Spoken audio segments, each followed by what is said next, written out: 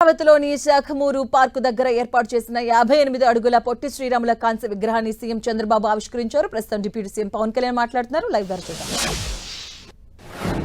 GMR group chairman BVS రావు గారికి, ప్రతి ఒక్కరికి, అమరజీవి పొట్టి శ్రీరాములు మెమోరియల్ ట్రస్ట్ సభ్యులందరికీ, కార్యక్రమానికి విచ్చేసిన ప్రజలకు, ప్రజాప్రతినిధులకు, అధికారులకు, మీడియా మిత్రులకు, మీడియా మాధ్యమాల ద్వారా వీక్షిస్తున్న ప్రజలందరికీ పేరు పేరున హృదయపూర్వక నమస్కారం. తెలుగు జాతి ఉనికి కోసం, తెలుగు జాతి ఆత్మగౌరవం కోసం ఆత్మార్పణం చేసిన అమరజీవి పొట్టి శ్రీరాములు గారి 125వ జయంతి సందర్భంగా యావత్ ఆంధ్రప్రదేశ్ ప్రజల తరఫున ఆ మహనీయునికి మనస్ఫూర్తిగా నివాళులు అర్పిస్తున్నారు. ఎవరి ప్రాణత్యాగం మీద ఈ రాష్ట్రం ఏర్పడిందో, ఎవరి దేహత్యాగం మీద ఈ రోజున తెలుగు వారంతా స్వేచ్ఛ వాయువులు పీల్చుకుంటున్నారో ఆ మహనీయుని స్మరించుకోవడం మనందరి కర్తవ్యం. మద్రాస్ ప్రెసిడెన్సీలో తెలుగు ప్రజల ప్రయోజనాలను పరిరక్షించుకునేందుకు, ఆంధ్ర ప్రజల ఆత్మగౌరవాన్ని కాపాడుకునేందుకు ఆయన సుదీర్ఘ కాలం చేసిన ఆమర నిరాహార దీక్ష చేసి, తద్వారా ఆయన ఆత్మ బలిదానం ఫలితంగానే తొలి భాషా ప్రయుక్త రాష్ట్రంగా ఆంధ్రప్రదేశ్ అవతరించింది. మరిన్ని రాష్ట్రాలకి దారి ఏర్పరిచింది. మన తర్వాత 1955లో కేరళ, కర్ణాటక, 1960లో మహారాష్ట్ర, గుజరాత్, 66లో పంజాబ్, హర్యానాలు భాషా ప్రాతిపదికన ఏర్పడ్డాయి. అంటే వాటన్నిటికీ ఆద్యులు శ్రీ పొట్టి శ్రీరాములు గారు.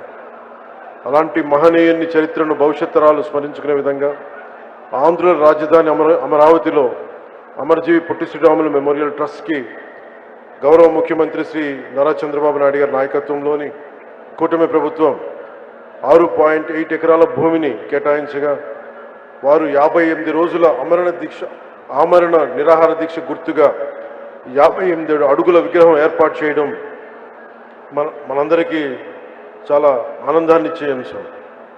పొట్టి శ్రీరాములు గారు చేసిన త్యాగాన్ని గుర్తుగా కూటమి ప్రభుత్వం తరపున నివాళిగా జల్ జీవన్ మిషన్ ద్వారా చేపట్టిన ఒక multi village scheme water grid పథకానికి అమరజీవి జలధార అని పేరు పెట్టారు.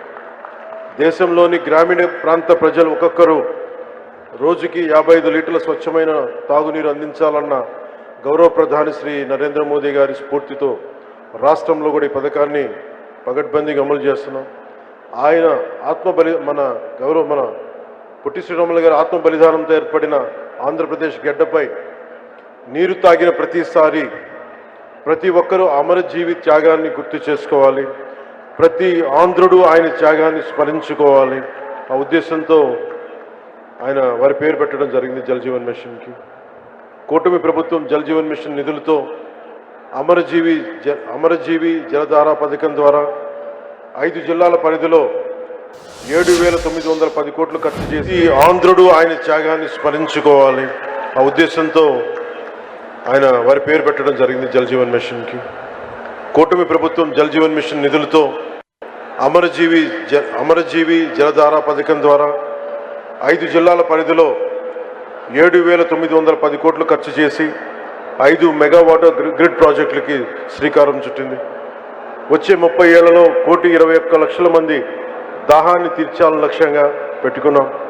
9,355 కోట్లతో మరో 7 మెగా వాటర్ గ్రిడ్ ప్రాజెక్ట్ నిర్మాణానికి, తీవ్ర నీటి ఎద్దడి ఉన్న 3,000 ఆవాసాలను గుర్తించి 3,000 పనులని సింగిల్ విలేజ్ స్కీమ్స్ కింద 1,814 కోట్ల అంచనా వ్యయంతో చేపట్టిన ప్రాజెక్టుకి రాష్ట్ర మంత్రివర్గం ఆమోదం తెలిపింది.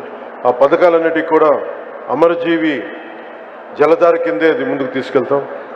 శ్రీ పొట్టి శ్రీరాములు గారి ఆంధ్ర రాష్ట్రం కోసం బలిదానం అమరజీవిగా మన గుండెలో ఉన్నారు. అంతేకాకుండా ఆయన గొప్ప సంఘ సంస్కర్త, స్వాతంత్ర సమరయోధులు.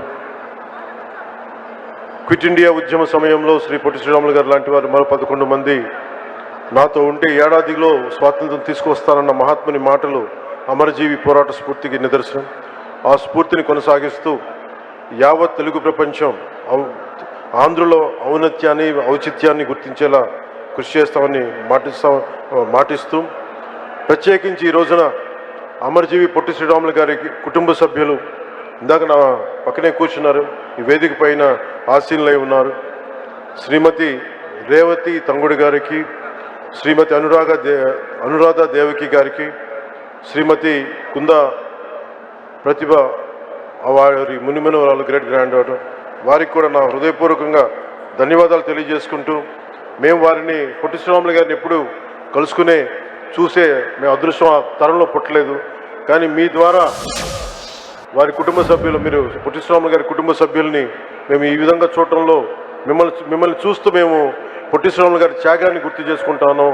ఆయన్ని కలవలేక మాకు కలిసి అదృష్టం మాకు వెళ్ళాలి. కనీసం మేము మీ పక్కన కూర్చున్న అవకాశం ఈ విధంగా లభించినందుకు పొట్టి శ్రీరాములు గారి వారసులకి పక్కన కూర్చొని ఈ అవకాశం లభించిన మనస్ఫూర్తిగా ధన్యవాదాలు తెలుపుకుంటూ, ఆంధ్ర రాష్ట్రం గౌరవ ముఖ్యమంత్రి గారు ప్రత్యేకించి ఆ 58 అడుగుల విగ్రహాన్ని అమరావతి నడిబొడ్డున ప్రతిష్ఠించినందుకు ఒక్కసారి ఏరియల్ వ్యూ చూస్తూ ఉంటే చాలా చాలా ఆనందంగా, చాలా చాలా గర్వంగా అనిపించింది.